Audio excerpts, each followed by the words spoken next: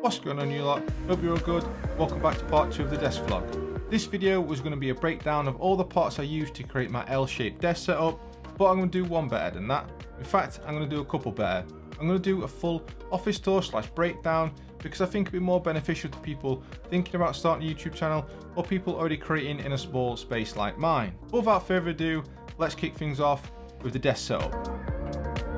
The desk is from IKEA, no points for getting that one right because as you saw in the vlog, I went to IKEA to pick up the desk. It's actually a kitchen worktop, it's called Salgin. Apologies for pronunciation, that applies to all the Swedish words I'm going to say from now on. It comes in various finishes and sizes. Mine's black marble effect, 186 centimeters long, 64 centimeters wide, and mine's a smaller out of the two. On this desk that I'm sat at right now, I've got a custom felt desk mat that I bought off a Ukrainian guy on Etsy to protect it from scratches and spills. The other desk has got my old leather desk mat on it to do the same thing. I've got the desk held up by 2 Alex drawers in black, also from IKEA, as well as 4 extendable legs called Olavs in black, also from IKEA. You get it, pretty much all the desk setup is from IKEA, apart from the razors, they're cheap ones from Amazon. That's the desk setup done. Not many individual parts, but I would say if you're thinking about using this kitchen worktop as a desk, it's quite heavy, so use 4 legs in each corner or have the desk sat on some drawers like I have. Let's move on to the filming equipment, starting with the camera setup. I film all my talking head videos just like this one on the Sony a7 III with the Tamron 17-28 f2.8 lens sat on top of a Manfrotto B3 tripod. The audio comes from a Rode VideoMic Pro Plus that's attached to a boom arm that's clamped to the desk and literally sits just out of frame here. I keep an eye on all the visuals with the Atomos Shinobi monitor that sits just below and to the right of the camera. In my opinion, this is a very solid setup, but it's quite pricey.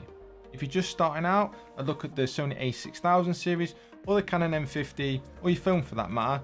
But whatever you do, just buy an external mic because all internal mics are just not good enough. People can put up with not so good video, but bad audio is a no-go. My main key light is the Godox SL60W. With a Fomoto Nice Photo softbox as diffusion, held up by a newer heavy-duty C-stand. I'm a huge fan of this setup, it's relatively cheap and comes with many of the functionalities you get in the higher end brands such as Aperture and Nanlite. My only gripe with this setup is the fan noise. If the mic isn't that far away from the light, then you do pick up some fan noise. However, it has been noted that the newer models come with a quieter fan. If you're on a tighter budget, there's still many options for you to choose from, such as the Andua Studio Light. It comes with a softbox, a light stand, a bicolor dimmable bulb, and a remote control. Ben Johnson has a full review on it over on his channel if you want to go and check that out. If you record in a small space, you probably have to put up with some reverb.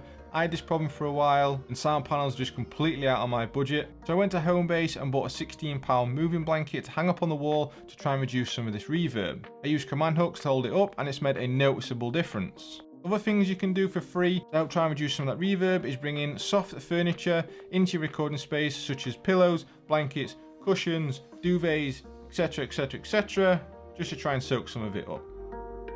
Let's finish things off with the decorative pieces that are in the room.